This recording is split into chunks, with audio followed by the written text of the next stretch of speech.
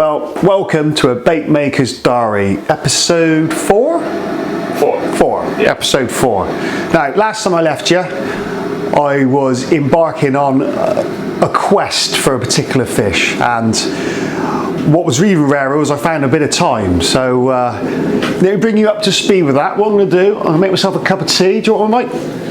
As long as it's not a dodgy or grey. What we got? PG tips, right? Is it PG? I think it's PG. That'd be lovely, mate. You never asked me for a cup of tea. I know. No, you're right. This is a rarity in itself, and having all the supplies here as well. You've got a mug with my initial on it. I know. I knew you was coming. So I brought Mike along to help me do some filming. We're going to go upstairs because we've got this little rascal down here vying for my attention all the time. Case in point. Yeah, we're going to have a cup of tea. Get upstairs, I can sit down and get a bit of peace of quiet. Right, a couple of teas to wet the whistle.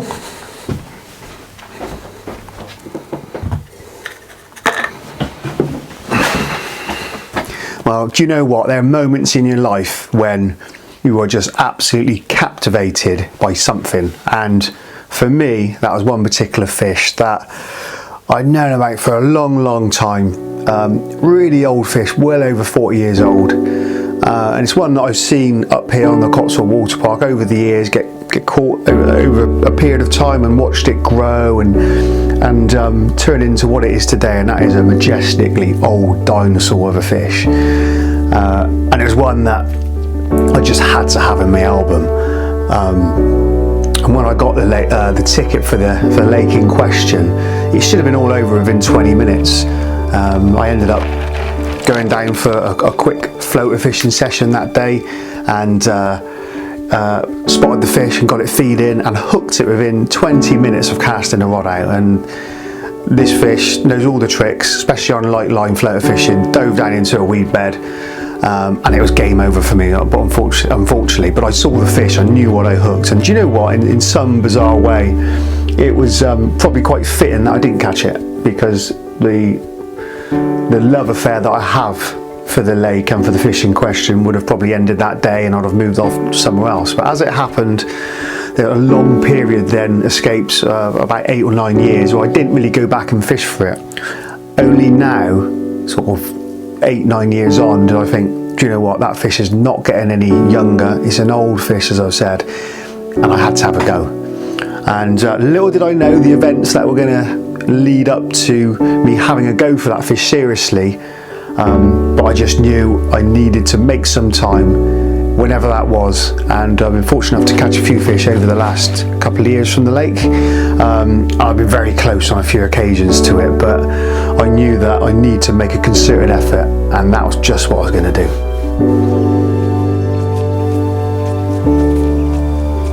So let me give you a bit of an insight into the fish itself, and it actually presented me with a few problems. On paper it should have been easy. Go down to the lake, catch most of the stock, and chances are that fish was going to be in amongst it. But because it is an aging fish, it gave me a few issues, and one of them in particular was the eyesight. The eyesight on this fish was going. I've noticed on a few captures and from visually seeing it in the water, it was starting to develop cataracts. So my usual approach of trying to target on the top really went out the window a couple of years ago, because I had drifted so many floating baits over the top of this fish in the snag tree, and I think one occasion I've had the fish half interested. I just purely think they couldn't see it. That fish couldn't see it. So I looked at different baiting strategies. I was piling in bait into certain areas at certain times of the year that I thought the fish would be in. That's yielded a load of fish for myself in the past, but not this particular one. And I couldn't help thinking, and talking to Simon Scott as well about, I've talked to him in length about aging fish, particularly this one, and everything starts to be suppressed. Appetite, feed, they're just on tick over. They're a bit like OAPs, just around an OEP house. They don't need a lot of food to maintain themselves, so the usual approaches for me wasn't working. Working with the other fish, the young aggressive fish that you're catching left, right and centre, but that particular one just needed a different approach. And yeah, it was an interesting puzzle to work out, and as luck would have it, a supplier had let me down. So you get loads of ingredients in for Baitworks where I need to formulate, and a supplier had let me down at the last minute. So I had a 2-day window to do what I wanted with, and I thought, do you know what, I hadn't been back to the lake in question for a few weeks. It had been shut for spawning, and I like to give them a little bit of a break, so I hadn't been back there for 5-6 weeks, and I thought, no, I need to go, and I'm probably going to have a look. And I spent so much time looking in the snags for this fish, and used to see its old crusty back pop up in the sun, and I used to spend hours watching it. And I knew carp are creatures of habit, particularly this one being so old. It favours certain areas, and there was a particular tree that had been felled about 3 years ago, and from day one this fish had chosen that area to go and spend most of its days, particularly later in the summer. So with that in mind, there was only one place I was going, and that was that snag tree. So on getting to the lake, I've made a beeline straight from there, and I was in the lake, in the tree for no longer than 5-6 minutes. Then suddenly I could see something in the weed just coming up to the surface, and with that I've literally made, I say a mistake, but it actually worked out very well for me. I slipped on the branch that caused the whole tree to vibrate, and this fish that was in the weed has then done a circle and come into full view, and it was that fish. And my breath, I held my breath. I was like, wow, it's him. It's him, a male fish, come straight in, straight back to the same position, and I couldn't believe it. I thought, wow, there's no other fish in the area apart from one other little stocky fish, which is a small fish. All the other fish were in another part of the lake, and I thought, this is a golden opportunity. So with that in mind, I just flicked a couple of baits in the close area. It was getting late in the day, but I knew I was going to be back there at 5 o'clock in the morning. Oh, do you know when you're really close, and I mean really, really close to something? I felt this fish, it was in touching distance the day before. I could literally see every detail of the fish, the misty eye, the old crusty back, the old scales that had been withered and battered, and the fins that had little the fins were turned over at the bottoms where it had been feeding on the gravel for decades and decades. And I just thought, well, what's the reason why I haven't caught before? And I purely put it down to, is this fish simply just eating one snell a day, and that's it? That's all it needs. And I thought, if it's not going to eat bait, how am I going to catch it? How am I going to catch it? But well, that night I put all my tackle together, sharpened the hooks, make sure all the knots were like triple checked, so I could literally grab my stuff in the morning, load the van and get out of here and go. And that night I just could not sleep at all. I had all butterflies in my stomach, and it actually reminded me of when I was a kid. So when I used to get up and cycle to a little day ticket lake, I was so nervous because I wanted to be the first on the gate to get the best swim on the lake, or my perceived best swim. And it is that feeling, and it's lovely that carp fishing can still evoke those emotions so many years on. So I set the alarm for 5 o'clock, had a terrible night's sleep, truth be known, hardly sleep to wink, but ping, the alarm's gone off at 5, and I'm out like a jackrabbit, straight down, having a cup of coffee, trying to wake myself up, loaded the tackle into the van and made the shortest journey down to the lake. And all the way down now I'm praying the car park is empty. And I've pulled, it's just in the twilight, I've pulled into the car park, or just round the bottom of the lane, can see there's nobody there. And I thank God for that. Thank God for today, it's just going to be me and him.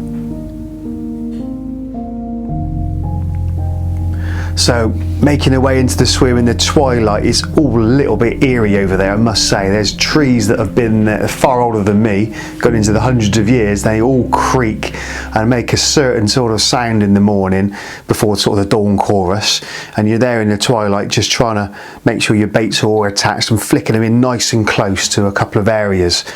So with that done, I sat back, had a nice cup of tea and just enjoyed the morning, and nothing really happened. And I'm sat there thinking, if the day plays out like the day before and the conditions were going to be exactly the same, the chances are something's going to come into the swim as the sun gets higher. And you know what, that's exactly what happened. It got to about 10 o'clock, the sun was just creeping over the trees, and with that I've noticed a bow wave coming in from out in the pond, making a beeline straight towards the snag tree. And I thought, God, that looks a good fish. Couldn't tell which one it was, but one's come straight in, and as it's got to the snag tree, it's just veered off and come towards me and dipped down to where I've got a couple of rods placed in the margins. And that, then I thought, wow, this is something could happen here, and this is now getting extremely exciting, and I was very twitchy. So I'm pacing up and down the bank trying to get a better look at the spot, and I can see through the trees just about make out in the clear water the gravel area that I'm fishing, and I can see a couple of shapes down there. One was definitely a tench and the other looked like a carp. I couldn't tell which one or how big it was, just looked like a big grey shape down there. And quite a lot of time elapsed actually. It was getting on for like half an hour, and I'm getting a couple of lifts on the bobbins, and I'm thinking, has that tench done my rigging? Has it moved it? Because I'm fishing really slack lines. And all the while these thoughts are going through my head, and I just thought I needed just to calm down, because everything you hope is set, but you never know. You might get a bad lie over a bit of weed, or the hook bait just not sitting correctly. So I thought, right, I'm going to go and make myself another cup of tea, and if by the time I've had that, boiled the kettle and made a cup of tea, if it's not happened, I'll probably reevaluate this situation. So with the kettle on, first cup of tea, second cup of tea made of the day, I've just started to take my second sip, and then all of a sudden, all hell's broke loose. Wow, this rod absolutely tanked off, and tea's gone absolutely everywhere. And I'm thinking, what the hell has just picked my hook bait up? Got down to the rod, and I can't even get the rod up high because it is literally flat rodding me for 50, 60 yards out into the lake, and I just can't stop it. I can't do anything. So I've let it go. Finally, it comes to a standstill in the middle of the pond near enough, and I've managed then just to coax something back 50, 60 yards coming towards me, and it's then hit the first weed bed, and that's when I've just thought, oh no, I didn't know what I've hooked. There's a number of big fish in there which all can do the same to you, so I'm none the wiser what I've got on the end, but I know it's weeded me, and I'm just thinking, this sounds a bit familiar, weeding me in the lake. And luckily for me, with a bit of compression, the rod's creaking, and I can feel the line just inching back through the weed, and it's coming towards me, thankfully. And I've then got the fish in within 20 yards, and it's then dived down straight into a weed bed. And this particular fish does that all the time. It's a classic trait of it, and so many people have lost it, including myself, over the years. But exactly the same thing. It just dives into a near weed bed just before it's coming in, and it's a stalemate for about 5 minutes. And I'm thinking, oh crikey, this is disastrous. I can't believe history's going to repeat itself 10 years on. But with steady pressure, luckily for me, the line just inched a couple of times, and with that it's come back a few inches, and with that I've just started walking back with the rod up nice and high, giving it no line whatsoever. All of a sudden a fish has come up with a big weed bed over its head, and as it's coming closer and closer, 19 yards, 18, 17, 16, getting closer and closer into within 10 yards, I can now see a long fish and a tail at the back, and I saw the tail clearly, and this fish has got a very particular tail, the shape of it, and I thought, wow, I think this is him. With that, legs to jelly, sweating, nervous, I just concentrate on what's in hand. As the fish had got within 5-6 yards, I thought, right, that's it, shoes off. I'm straight in the water with the net, and I've scooped the whole weed bed up and lifted the net around everything.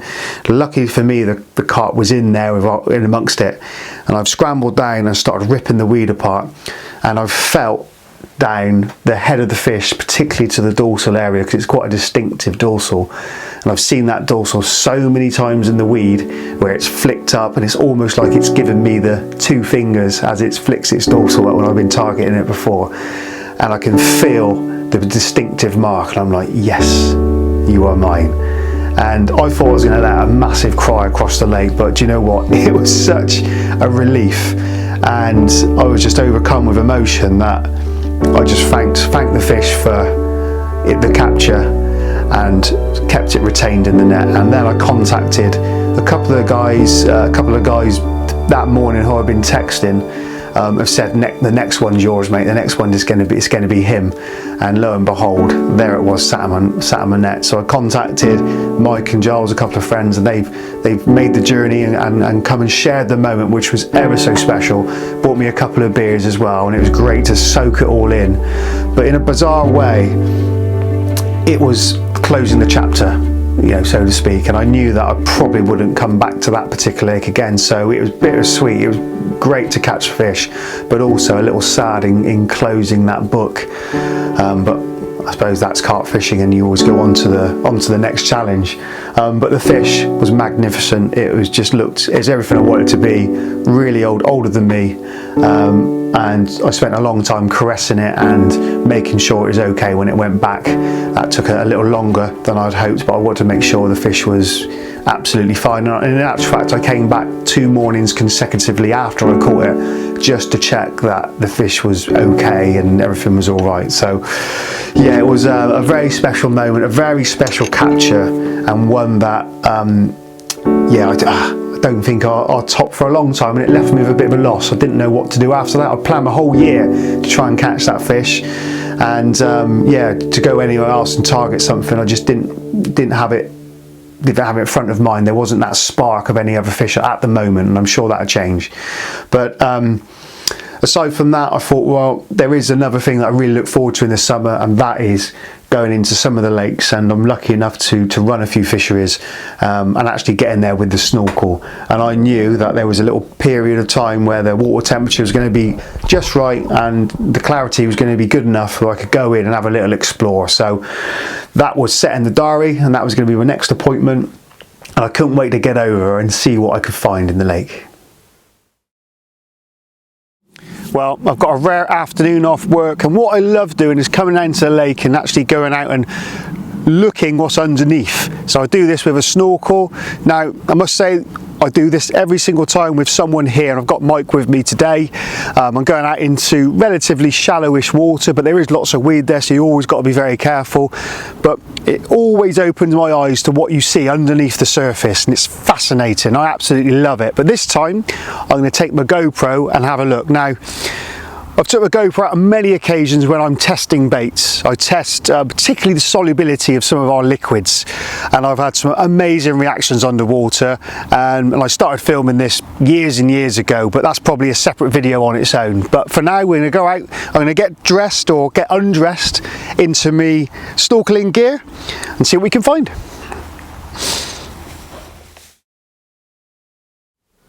Well, before exerting any energy, I thought I'd best do a little warm up, and at my ripe old age, it's always good just to stretch the old limbs out before you get in the really cold water. So that's just what I did. So fishing out my old snorkeling gear, I've had this in the back of the van for quite a while now. Always good to break it out, and it's on days like this, it's perfect for it. The algae dropped out the water, and the clarity was enough to go out and see, hopefully, what I needed to see.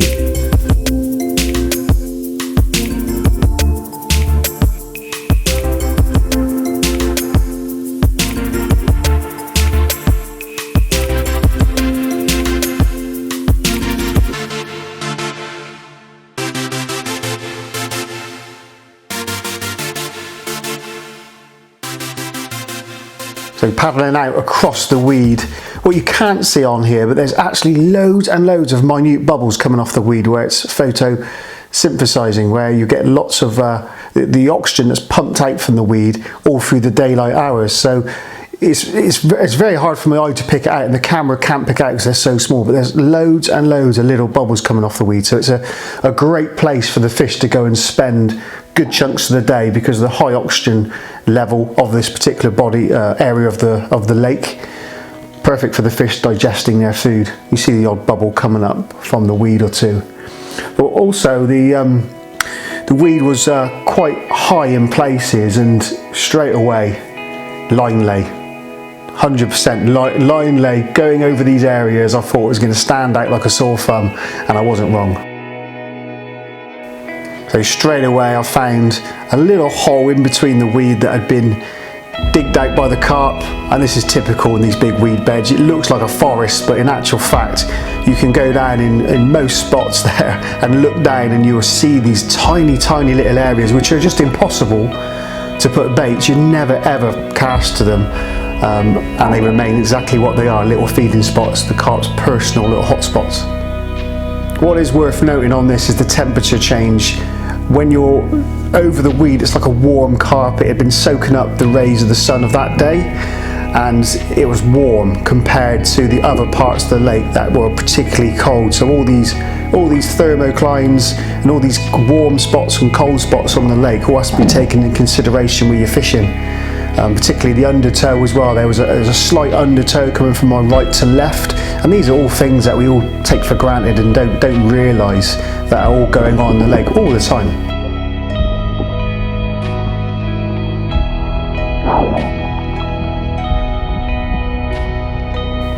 It was lovely swimming out through the underwater. You get a real sense of calm, but it's noisy as well. It's surprising, the noise. I could hear birds diving not too far away, and that echoes through the water. And it's really it's like a turbulent underwater. And every time I touched or moved, my skin rubbed on my skin, I could hear that so clear. So these fish must be picking up on sounds naturally transmitted through the water. Well, after 10 minutes or so, still couldn't see any fish, but it's just blankets and blankets of weed everywhere. So I was keen to get out a bit further out into the pond, maybe hit to some of the more deeper water and just try to find some spots, and who knows, maybe find a fish or two. Well, all this weed at this time of year is still vigorous, it's still standing up proud, but I knew in a month or two's time, as we get into autumn, this would all be collapsing, and these weed beds would be flatter to the lake bed, but also provide such a snag for the fish in an area where safety, comfort, and of course, as the weed starts to break down and with the sunlight hitting the weed, it's going to be a warm blanket for the carp. So it's no surprise to me that the fish like to spend a good amount of time in and around these dying weed beds all year round, but also particularly in the winter months as well. Wow, I wasn't expecting suddenly out of my vision I spotted a carp, then another carp, and another carp. Wow, and yeah, I was in for a right treat. These fish didn't spook, which is not unusual. I've seen this before. They very much treat me like something in their environment. So to them, I'm a big fish, huge fish.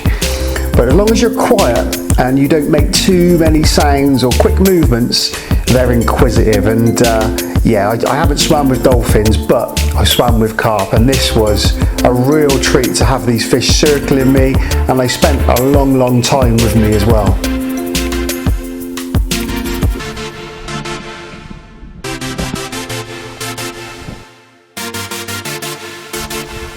Now, some of these fish would come and take one look at me and they'd be gone. I probably wouldn't see one or two of them, but the majority of them, and particularly the ones that are more inquisitive in nature, and it all comes down to the carp's personality, they were coming back time and time again. So I was seeing the same fish regularly coming back, circling me, coming back 5 minutes later.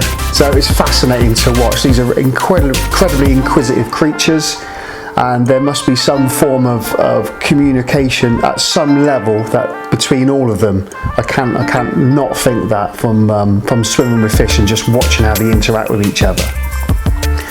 So as a little test, having my flippers on, I'm literally just about touching the floor at the moment, and if I was to rub my flippers along the lake bed, making a hell of a noise, like a scratching noise, then the carp would come in and have a look. They were so inquisitive, and that sound travelling underwater, they are so switched onto it. So when they're feeding on shrimps, snails, particularly sort of your mollusks, so when you're crushing shell, zebra mussels for example, then that was when they were coming in and they showed the most interest. So a little paddle of my feet, even if I rubbed the flippers together to make sound underwater, that was sparking interest, and it was amazing to watch these fish just come in pure inquisitive and come and see what I was doing in their environment. Amazing.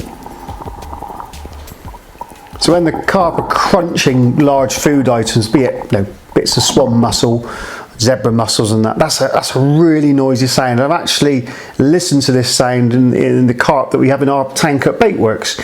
We put pellets in there, and if you're quiet you can hear them crunching. It's no different to us chewing peanuts or something like that. So you can well imagine that tiger nuts or any of those baits that incite a crunch in them are going to be attracting fish, and as those fish swim off the spot past their mates, say 30-40 yards away crunching, those fish are well aware, they know what's going on, and they're coming back to see where his mates just had that free meal from.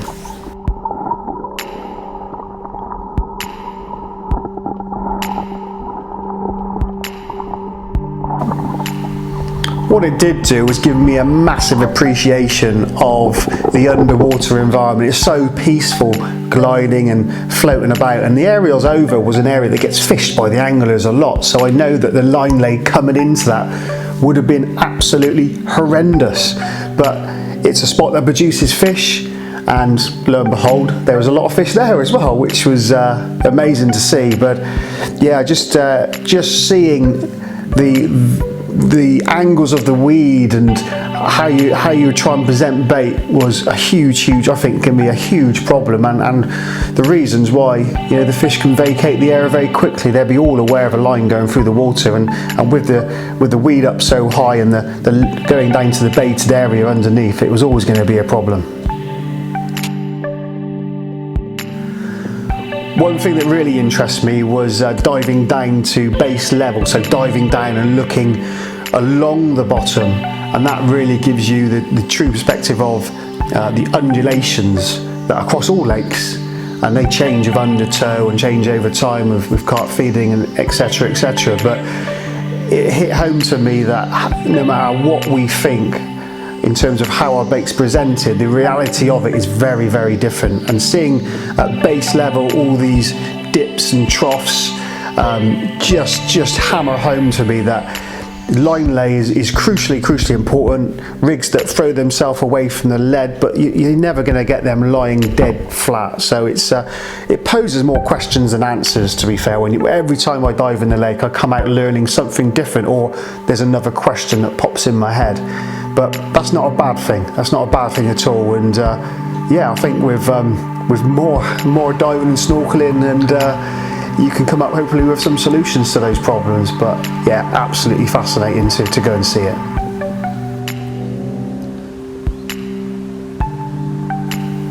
So looking at some of these spots then, they're all covered in a layer of sediment. I think that's true of every lake that I've been in and dived. Every single time I suppose you're expecting to see polished, clean gravel, but actually the reality of it is very, very different. You've got sediment over everything, and on some of those spots you get some little holes where the carp have obviously gone in and fed down 2 or 3 inches and make little depressions in there, but of course you can't really see that from above. It's only when you're coming in at an angle or diving down you can actually see these depressions going down 2 or 3 inches.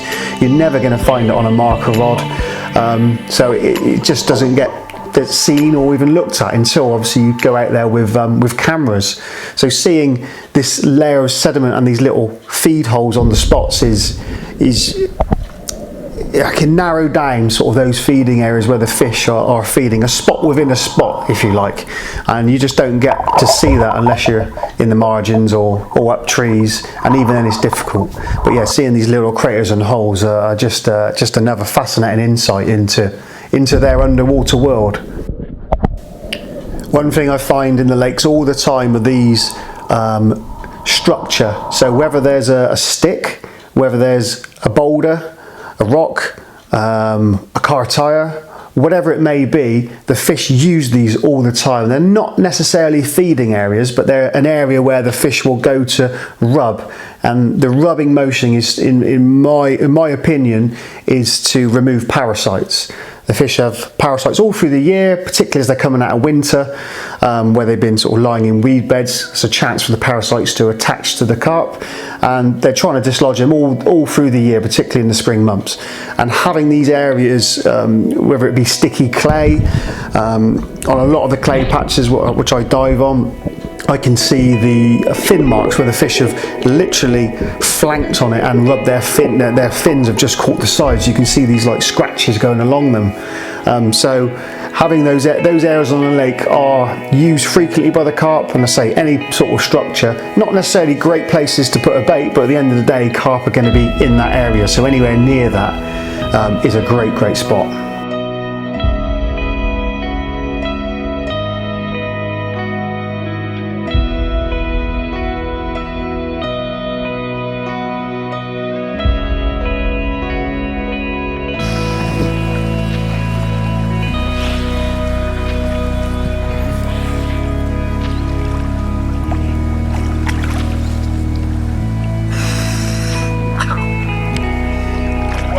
That was amazing.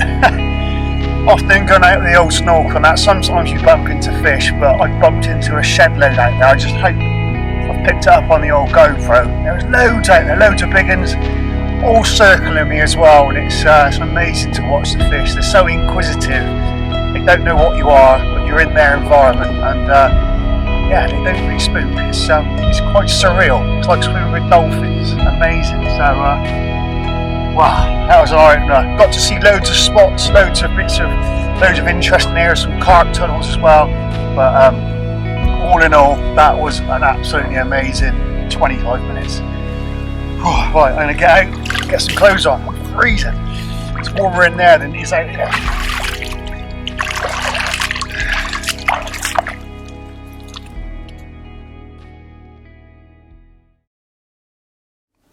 Well, swimming with those carp, what became really evident was that they spend a hell of a lot of time mid-water and the upper layers, and trying to get those fish to come down to the baited area is a challenge, particularly in deep water. But there are some tricks that we can use, and particularly oil comes to mind straight away, and we get a lot of questions on oil through Baitworks, through the social media, so I thought it was a great opportunity just to talk a bit about oil and its function, and why do we use it as a bait maker. Well, oil provides a great fat content for the bait, a great lipid source. Now, carp love the taste of fat, and they use it's really essential part of their diet, along with protein and other macro and micronutrients. So including this in the bait is a given. And there are lots of different types of oils. I tend to use the marine derived oils, so salmon oil is a great example of this, and this can be used throughout the calendar year, but when we get to the colder months there becomes a consideration, and it's really important to understand this. Not all oils are the same. They all have varying different constituents, and one of this is the fat content, like I mentioned before. So if you take a product like salmon oil, has a fairly decent high fat content, which is great for the fish, but during these winter months, when this is cooled down, what happens is the molecules, they thicken, and you get what that means is when they thicken, they will be restrictive in terms of how they free flow from the bait, so they become thicker and denser and heavier. So using that type of oil in the winter, you still catch plenty of fish on it, but it's if you want something that's going to free flow, and switching over to sort of more of your vegetable style oils, like sunflower oil is a good example. It's got a saturated fat content of just over 10%, around 11 and 12, and that's much more free flowing. So understanding oils, and you can very quickly see this when you put, say, a vegetable oil in the fridge compared to a marine derived oil like salmon oil, and you see it thicken in the morning and it almost go cloudy and like syrupy and thick in its nature, and you can see how that's working against you in the cold water. So understanding those principles about oils are really important. Hemp oil, for example, is a classic. You can use it all year round because it doesn't bring in a high saturated fat content. Saturated fat's not a bad word, it's just that in the summer months it's brilliant. The fish absolutely love it, particularly for the gustatory taste. So when they ingest oil, particularly the ones with the higher fat content, they love it. So having salmon oil on your baits and in your baits, hugely beneficial, but just consider it with water temperature in mind. So that's the reason we, as a bait makers, we put it into the baits. But also what's really important is that it can be used as a vehicle to drag fish from the upper layers. And I get a lot of questions about the solubility of solubility of oil. I can answer that straight away. Oil is not soluble, but I get a lot of questions about carp. Can they detect oil? If something's not soluble, carp can't detect it. That's fact. That's scientific fact. So why would you have an oil? Why would you use that? Or why would you buy oil and soak your boilies in it if the carp can't detect it? And that's a great question, and it's one we get an awful lot through all the social media channels. It's one I'm going to answer right now. And the reason why carp can't detect it, they're just not hardwired to pick up those oil molecules and transmit them into food signals, to lock into their receptor sites, if you like. It just doesn't happen. But what you've got to remember is that oil is not absolute. So what I mean by that is there's always products diffused into oil, and an example of this would be essential oils. Essential oils, if they're left in a room, when you walk into the room you can smell them. It's actually an oil, but you can smell them. That's because there's stuff coming out of the oils, and that's the way to think of oils. There are minute traces that are coming out all the time, and this becomes really important in a fishing situation. Really important when you put, say, a liquid dip. Now the liquid dips are soluble. They're generally made up of marine derived products, or some of the cheaper ones are glycerine based, which have limited attraction properties but still attractive. So these, when you pour it into water, they will cloud. A bit like milk. When you pour milk in it, it just cloud and disperse into nothing. And that's great, having a real strong food signal down around your baited area, but it's no good if it's just localized, just in and around your bait.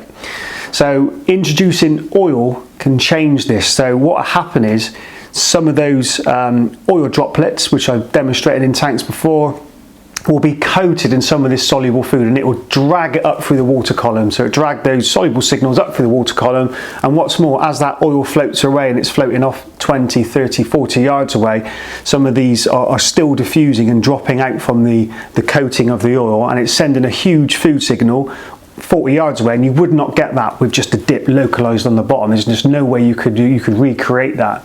It's actually a very similar form of how they bait for sharks. So people will be familiar with all sorts of movies, Jaws being one that comes to mind, but it's called like rubber dubbing, I believe, for sharks, where they're mixing offal, blood and oil, and essentially oil carries that trail miles and miles away from the ship. So it means that a shark 4 or 5 miles, 10 miles away can pick up on that trail, because some of that's been suspended in the oil on the surface, and it's a big flat spot going away from the boat, and it can pick up that trail and come all the way to the boat 10 miles away. Now if you didn't have oil in the mix, what would happen? You'd pour that blood and offal into the water without the oil, and it would cloud and it would just sink straight to the bottom, and you'd get a column going from bottom to top. But then as that disperses, because it's soluble, it just sink and the traction's gone. So that's a great way to think of oil. It's a great vehicle, and some of the better oils out there, we at Baitworks, we infuse ingredients in there. So we infuse spices, appetite stimulators, and they're encapsulated in the oil globule. But let's not forget, as that oil is travelling away, there are minute traces of this coming out all the time. So it's the only way you're going to be able to get a food signal from top to bottom, but importantly drifting away on a wind line. And just like your shark, it's going to bring loads and loads of fish in. So a really good little tactic, one that I explain constantly, but understanding the oils will give you a massive edge in your fishing, and applying them right will definitely get you a few more bites.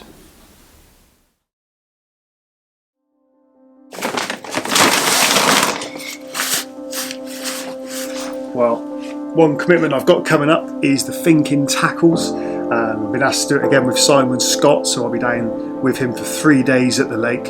So I'm importantly now getting everything together. But in truth be told, I haven't even got the rods out, not since I caught that special fish. And in fact, the rods are still hanging up behind me. They haven't moved for a few weeks now. So the thinking tackles bring a massive amount of pressure. You just never know what's going to happen, never know the conditions you're going to get. So I've got to prepare for everything. But once more, I'm not going to be able to film a lot of the events that transpire through the 3 days. It's just too much going on. So I'll bring you a little bit if I can, and yeah, fingers crossed.